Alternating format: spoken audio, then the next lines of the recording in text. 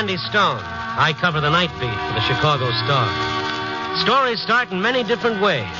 This one began with a stay of execution and ended with the death of a man's soul.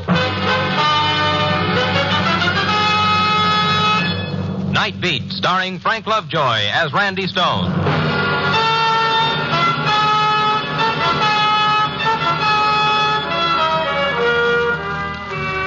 I didn't like it. I didn't like any part of it.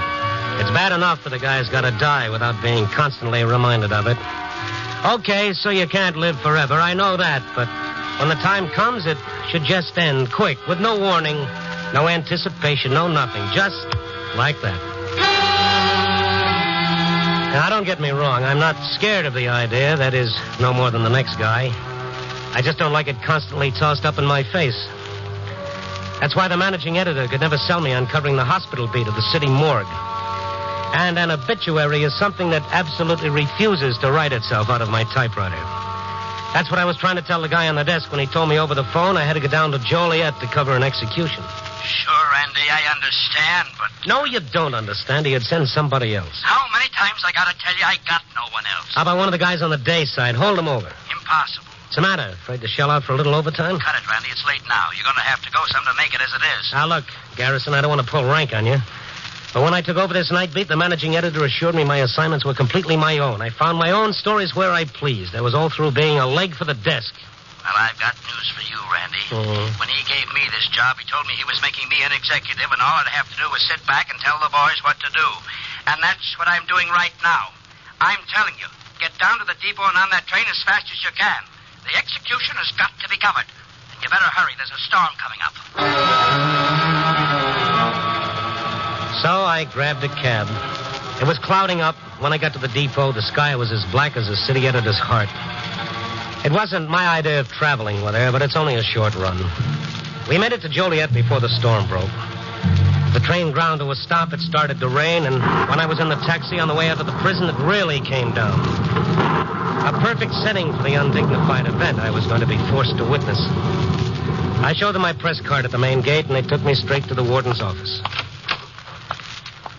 Randy Stone, Warden, Chicago Star. Come in, Randy. Oh, sorry you had to come down on a night like this. Well, I can take the storm better than the execution, I'm afraid, Warden. Oh, then you haven't heard. Heard what?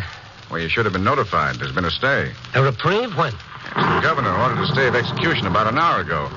His office was going to telephone the press. Oh, it's too bad you had to come all the way down. It's a great pleasure, Warden, I assure you. Come next election, I might even vote for the governor. Well, I'm pretty relieved myself. I've executed a lot of men, Randy, and I don't like it. Must be pretty tough having to kill a man, even when the law tells you you've got to. It's the toughest part of any warden's job, Randy. They're all human beings, and everyone with a story. Yeah, but not the kind I like to write, thank you. You driving back to Chicago? No, I came by train. Well, there's no train for a couple of hours. You're welcome to wait here. Oh, thanks, Warden. I think I'll go on into town. Maybe catch a newsreel theater for train time. Oh, excuse me. Sure. Hello. Yes, this is the warden. Oh, Dr. Graham. Yes, doctor. Just a minute, please.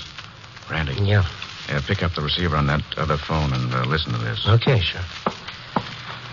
Yes, doctor. I said I wanted to come over and visit you, Warden. Well, are you sure you want to come out here to the prison, doctor? Yes, Warden, I feel I've got to come out there. I have to... Yes? Have to see it. Have to see what, doctor? Electric chair. I've got to see it. Are you sure you want to see it, doctor? Yes, I've got to. You've got to let me, Warden. But you've telephoned so many times before, doctor, and then you haven't come. I couldn't. But this time I'll come. Well, all right. If you feel that it's really what you want, you come ahead, and I'll take you over and show you the chair. Thanks, Warden. This time I'll come. Thanks. That's all right, doctor. Goodbye.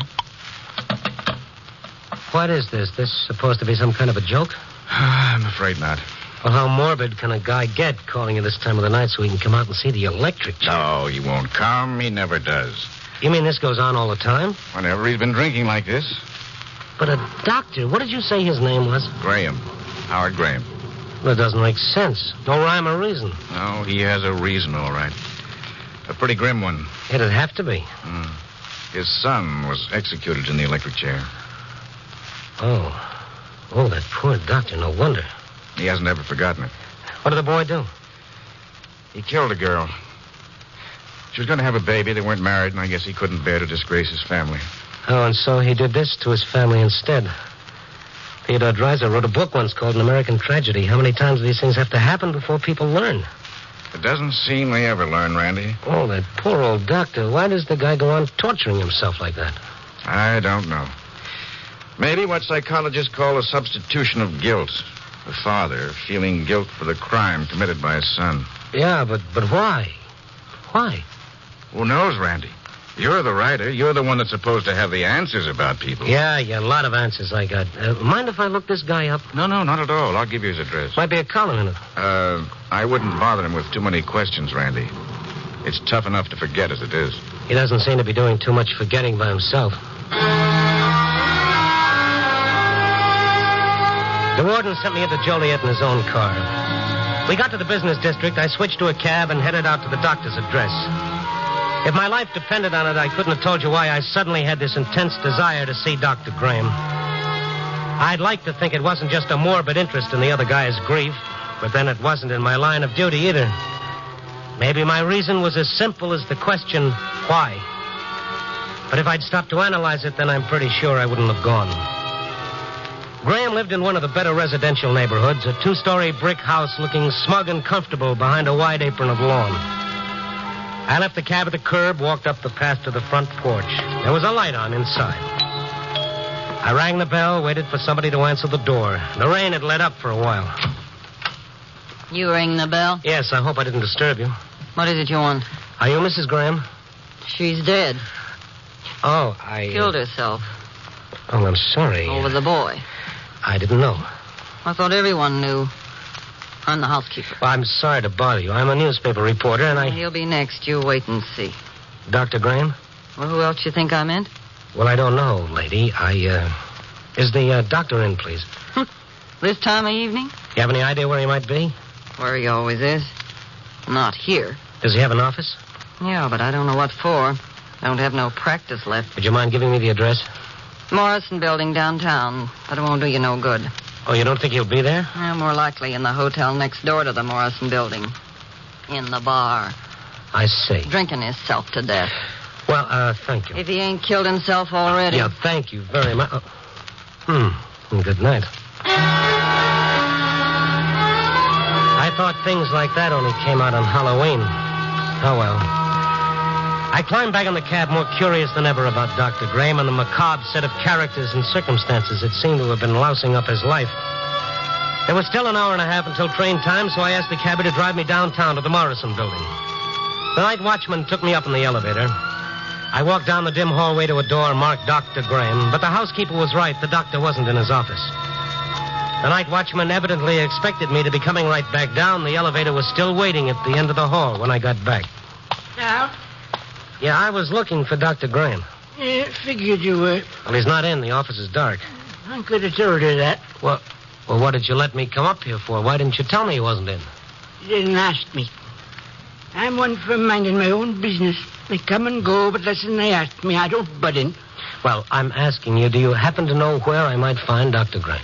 Well, you might find him at home. Oh, I just came from there. The only other place he'd be is next door. What, in the hotel? In the bar. Oh, swell, swell. Would you mind taking me down? Sure thing. You seem to know the doctor pretty well. Oh, so? You know his son, too? The one that, had the trouble? He got the electric chair. Yeah. Mm-hmm. Did you know him? That's right. That's what? Knew the girl, too. The one was killed. You did? Yeah, one of the old doc's patients. Rode her up in the elevator quite a few times. Doc is, not doing too well these days, I hear. No, kind of gone out of practice, you might say, since the trouble. Oh, thank you. I think I'll try and find him next door. By the way, what does the doctor look like? Don't you know him? No, that is, I've only talked to him on the telephone. Oh, well, he be at the bar. He's a kind of middle-aged man, heavy set. He looks like a doctor. You'll know him all right. I'm sure I will. Yeah. I went back out to the street and told the cab driver not to wait. Then I went next door to the hotel, walked through the half-empty lobby, and into the bar. Just like the watchman said, I didn't have a bit of trouble spotting Dr. Graham. He was the only customer in the place, sitting on a high stool at the far end of the bar. I climbed up alongside him and motioned to the bartender who had his ear in the jukebox. Hey, Yeah. What's it gonna be? Make it a gimlet. That's, Gimlet? Yeah, you know, it's in a martini glass. Of course I know. You're trying to tell me how to run my business? No, certainly not. I just didn't know if you understood. 17 years I've been mixing drinks in the finest places. Oh, look, fella, now don't get me wrong. Shaved ice, dry gin, little sugar, lemon peel, and lime juice. That's right. There's no argument. Only. Lime juice got to be imported. Oh, I didn't know that. We ain't got it. Not imported. Well, that's all right. Just make it a martini, then. In taste, you can't tell the difference if lime juice is imported or regular. So I make you a gimlet. That's what you order, huh? Sure. Make it any way you like. Imported, regular. What's the difference? Nobody ever complains before. I'm not complaining. Look, what's the matter with everybody in this town? Everybody I meet tonight gives me double talk. All I want's a drink. I don't care what you bring me. Bring the gentleman what he wants, Bartender. Okay, Doctor. Well, thank you, Doctor. That's all. Yeah, I can really use a drink tonight. I'm a little on the jumpy side. Nerves can be treacherous things. No, it's more than that. I've been over to the state prison. Tonight? Yes, I came down to witness an execution. In the electric chair? It was called off. There was a stay of execution. I've seen many men die. I'm a doctor, you know. Yes, I know. But I've never seen a man die in the electric chair. Well, it's pretty rough. Have you ever seen the electric chair? Yeah. Would you mind very much describing it to me? Well, I'd rather not, Doctor. See, I know who you are. I'm Dr. Graham. Yes, my name is Randy Stone. One gimlet, just like you order. Okay, thank you very much. As I was saying... Aren't you going to taste it? Well, sure, later. Or maybe you don't like it. Well, sure, I like it. Here, if it'll make you happy. Oh, yes, it's fine. It's just fine. Sure, I told you. I'll call you when I'm ready for another one. 17 years I'm mixing drinks, and he tries to tell me how to make a As I was saying, Doc, you know, I know who you are. I was in the warden's office tonight when you telephoned. Warden's office? Yeah. I'm a newspaper man. It's only fair that you know, because I want to ask you a couple of questions. What kind of question? They're rather personal. Well? For one thing, why do you keep on telephoning the warden? Didn't he tell you? Yeah, he told me. Because I want to see the electric chair. Now, look, Doc, that's not going to help. You know it isn't. I know I'll never be able to go and see it, but I've got to call him. It's a compulsion. I drink and I telephone him, and I drink some more. It's kind of a circle. But don't you realize you'll never forget that way? You're just torturing yourself. No, down deep, I know why I call him. But it's a secret. Nobody's supposed to know. You see, I'm the one that's guilty. It should have been me who died in an electric chair. Look, Doc, I know how you feel, but you got it all wrong. A father can't go on being responsible for the sins of his son. Even in the Bible, it's the other way around. Try to bring up your kids the best way you know how, but after they reach a certain point, there's nothing you can do. You did your best, it just didn't work out. No, you don't understand. It was my child. I'm the one who's guilty. I'm the one who should have paid. That's why I telephoned the warden. That's why I got to see the electric chair.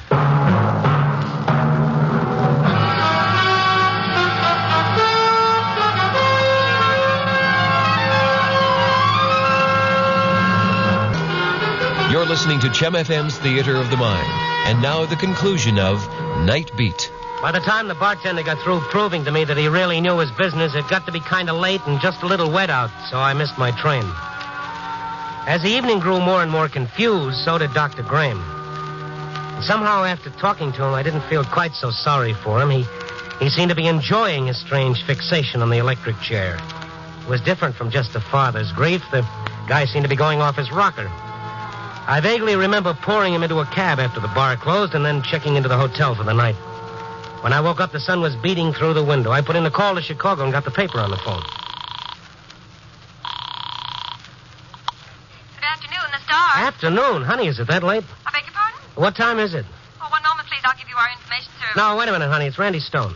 Oh, Randy, why didn't you say so? Gee, everybody's been calling for you all morning. Oh, fine. Give me the desk. Just a second, Randy. I'm ringing. Thank you. City desk. How are you, Phil? Randy Stone. Randy, for the love of Mike, where have you been? In Joliet, where you sent me last night, remember? I know, but that was last night. Where are you now? In Joliet. But the execution was called off. Why didn't you come back? I had to stay over. There was a storm. Oh, rats. The trains were running. Well, maybe next time you won't send me out of town on an assignment I didn't want in the first place. All right, all right. When are you coming back? As soon as I can get dressed and catch a train. Get dressed. At this time of day? I work the night beat, remember? When you dayside lads are catching up on your beauty sleep, I'm working. Just exactly what kind of work were you up to last night, Stone? Or does that come under the heading of personal? Personal, my eye, was following up a contact, a human interest yarn the warden touted me on. And? Well, it fizzled out, that's all. There was a doctor here whose son was executed last year for murder. That's nice. Be sure and check in at the office when you get back. Okay, I'll see you later, Phil. Hey, Phil, you worry too much. Goodbye. That guy's going to get himself a Nelson. Yeah, Mr. Stone, talking. this is Dr. Graham. I met you in the bar last night. Do you remember? Oh, certainly. How are you, Doctor? I wasn't sure whether you were still in the city. Well, I kind of overslept. By the way, how did you know I was staying over at the hotel? Why, you mentioned that you were going to last night before I left you. I didn't think you'd remember. You were feeling no pain when I put you in the cab, Doc. I always remember. Everything. That's my difficulty. Well, what can I do for you, Doctor? I said a lot of foolish things last night. No, I don't think so. It was the alcohol talking, not me. Well, maybe the alcohol just made it a little easier for your heart to put it in words. Did you believe the things I said? Well, yes, certainly. Everything?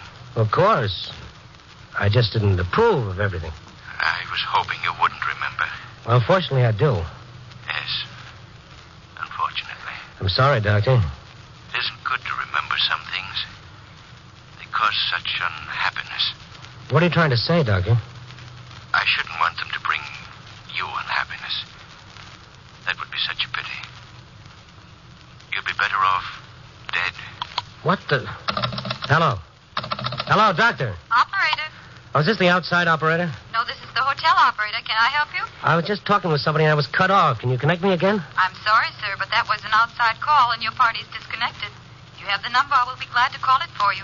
No, thank you. No, thanks very much. Never mind. I have an idea my party hung up.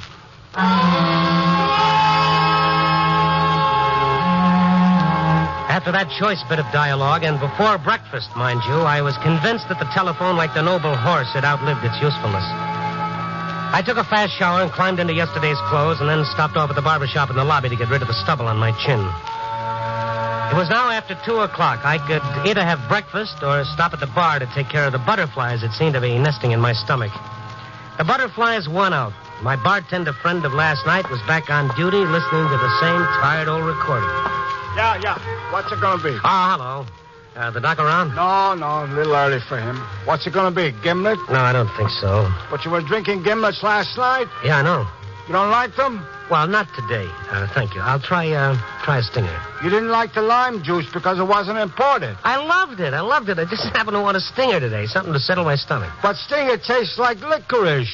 I know. It's the anisette in the brandy. Well, licorice is not good for the stomach. Maybe something with bitters. Oh, no, not again. Look, just forget the whole thing. Forget I ever came in here. What's the matter? You mad? No, I changed my mind. I'm in no mood for another basic course in bartending. I think I'll have breakfast instead. With a little tomato juice and coffee under my belt, I felt some better, but not nearly so good as I would when I got out of this town and back to my own. I seem to be living upside down on a Ferris wheel ever since I got on that train yesterday afternoon. Or maybe it was just my subconscious still fighting against my undue familiarity with the general subject of death. Oh, I shook that ugly word out of my mind. After settling up with the cashier and checking the desk clerk about my train time, I made my formal exit from the hotel. The fresh air and the bustle of traffic picked me up, and I started walking in the general direction of the train station.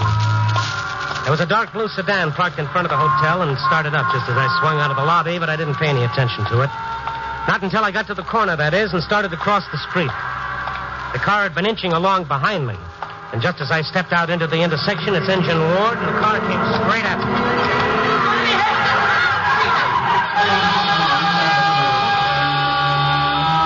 This was no accident. The car didn't stop. Whoever it was had deliberately tried to run me down. I got a fleeting glimpse of the rear of a blue sedan as it sped down the street. I couldn't make out the license number, but right above it was one of those little green crosses, a doctor's car. Dr. Graham, it must be. And he tried to kill me. I wasn't hurt, but I was mad. I couldn't believe that I'd almost been killed. It didn't make any sense. I couldn't figure out why Dr. Graham or anyone for that matter would want to kill me. Unless the poor guy was really unhinged and he resented my putting my nose into his affairs. But that'd make him more than just psycho. It would make him homicidal. And that was something I just couldn't walk away from now. I brushed some of the street off the seat of my pants and headed back to the hotel bar. There was a question or two I wanted to ask the fancy drink mixer. Well, you back again, huh? Yeah, same guy. How about turning off that tune, huh? What's the matter? Don't you like it? I like it, but I've heard it before, huh? Okay. Gimlet? Yeah, make it double. Okay, double gimlet. You see, I don't give you no argument. Mm-hmm. You say double, I give you double. Thank you. Say, has Dr. Graham been in here in the last hour since I was in before? Sure. You didn't see him? No. I told him you was looking for him. Well, I checked out of the hotel. Yeah, he was asking about you. He was asking about me. Now, what do you want to know? Well, just if you ask me anything about him. Oh, I see. How long have you known the dog? Oh, I don't know. He comes here. Has he been coming here long? Oh, mostly since the boy was... You know. Yeah, I see. Before that? Once in a while. Never drinks much before. He come here with his son? No. He come in sometimes with a girl, though.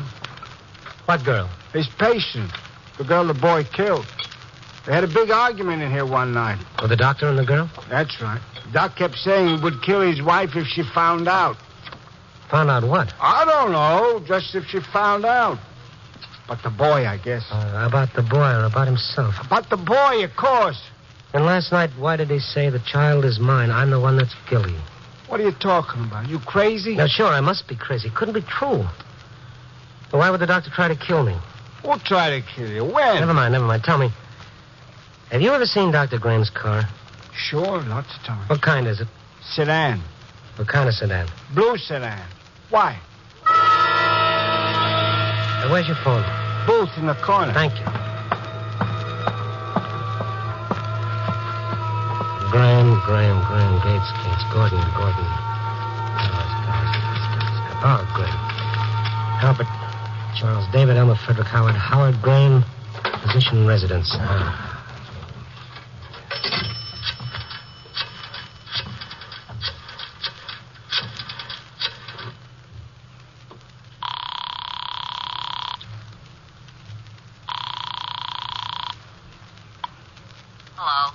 Hello, Dr. Graham there. He ain't in. You know where I can reach him? It's urgent. He's at his office. Are you sure it's terribly important? I said he's at his office. I just talked with him there. Uh-huh. You the man he was expecting? Yes. Yes, I guess I am. Thank you very much.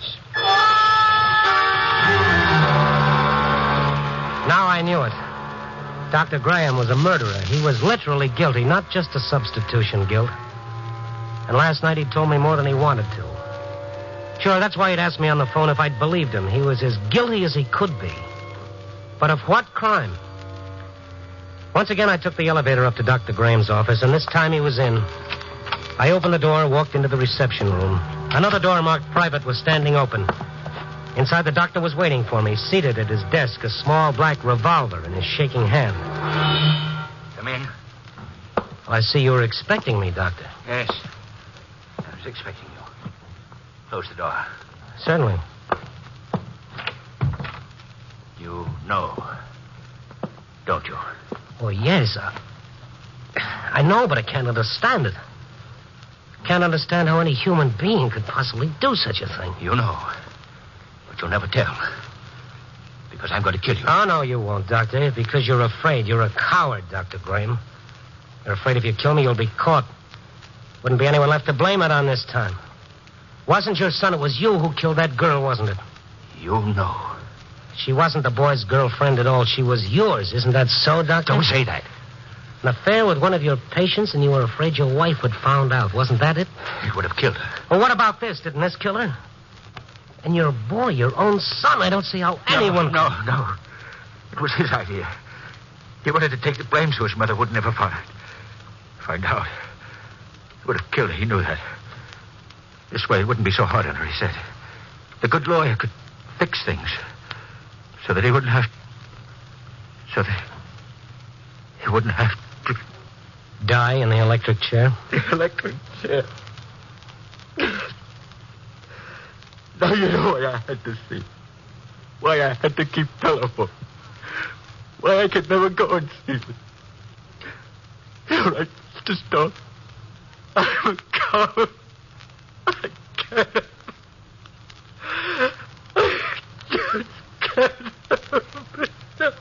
Well, that's why you're not going to kill me now. You're afraid.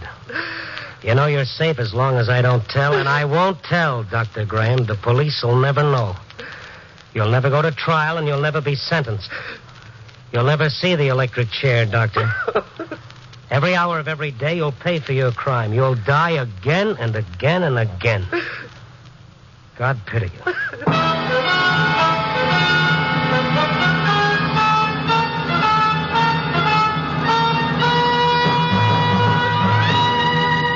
Well, here I sit doing the one thing I swore I'd never do. Writing an obituary instead of a story. Dr. Howard Graham, age 51, died from heart attack following confession of murder. Let me see, what day is this? Monday, August 21st, 1950. Contributing cause, death of son, death of wife, and of his own soul. Yep. But who are we to judge? As it says in the book, leave him to heaven. Copy, boy.